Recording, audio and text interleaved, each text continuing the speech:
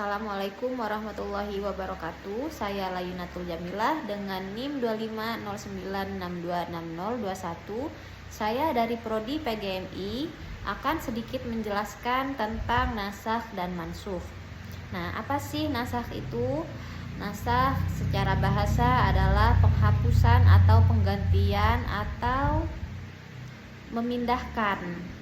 Nah, secara istilah itu adalah penghapusan atau penggantian hukum syariat yang ditetapkan sebelumnya dengan hukum yang baru yang datang kemudian berdasarkan dari wahyu Allah. Nah, macam-macam nasakh itu ada 3. Yang pertama, nasakh bacaan dan hukum. Yang kedua, nasakh hukum tanpa bacaan. Yang ketiga, nasakh bacaan tanpa hukum. Nah, untuk nasakh hukum dan bacaan itu ayat dan hukumnya sama-sama dihapus, tidak dibaca dan tidak diamalkan. Nah, untuk nasakh hukum tanpa bacaan itu ayatnya masih dibaca dalam Al-Quran, tetapi hukumnya sudah tidak berlaku. Seperti contoh di surat Al-Baqarah ayat 180 tentang wasiat untuk ahli waris, kemudian hukumnya dinasakh oleh ayat warisan di Quran surat An-Nisa ayat 11-12. Nah, untuk nasakh bacaan tanpa hukum, ini bacaan ayat dihapus tetapi hukumnya tetap berlaku.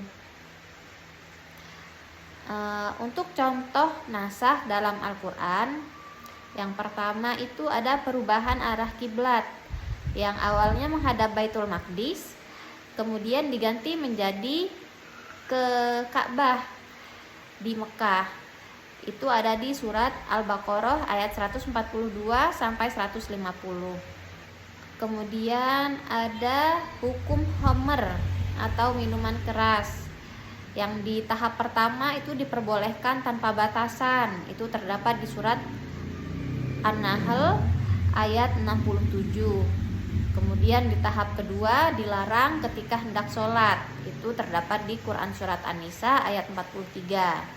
Kemudian di tahap ketiga diharamkan sepenuhnya. Nah, itu ada di Quran surat Al-Maidah ayat 90-91.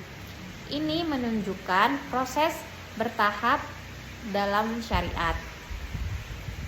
Nah, apa sih hikmah dan pentingnya mempelajari nasakh dan mansukh? Yang pertama, menjaga pemahaman yang benar terhadap Al-Quran. Nah, dengan memahami ayat yang sudah dinasakh, kita tidak keliru dalam mengambil hukum. Yang kedua, menunjukkan kebijaksanaan Allah dalam menetapkan hukum.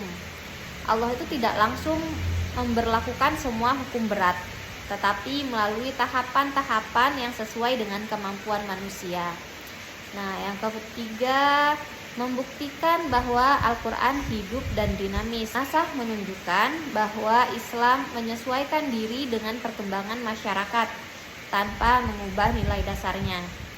Yang keempat itu menghindari kesalahpahaman dan kontradiksi dalam tafsir. Orang yang tidak memahami nasakh bisa mengira ada pertentangan antara ayat, padahal itu adalah tahapan hukum.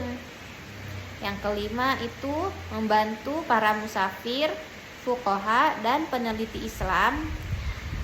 Itu ilmu ini penting dalam penafsiran, istinbat hukum, dan memahami sejarah turunnya wahyu. Nah, kesimpulannya, ilmu nasakh dan mansukh adalah bagian penting dari ulumul Quran yang membantu kita memahami perkembangan hukum-hukum syariat dalam Al-Quran. Perubahan hukum bukan berarti kontradiksi, tetapi menunjukkan proses pendidikan dan rahmat Allah dalam membimbing umat manusia secara bertahap menuju kesempurnaan.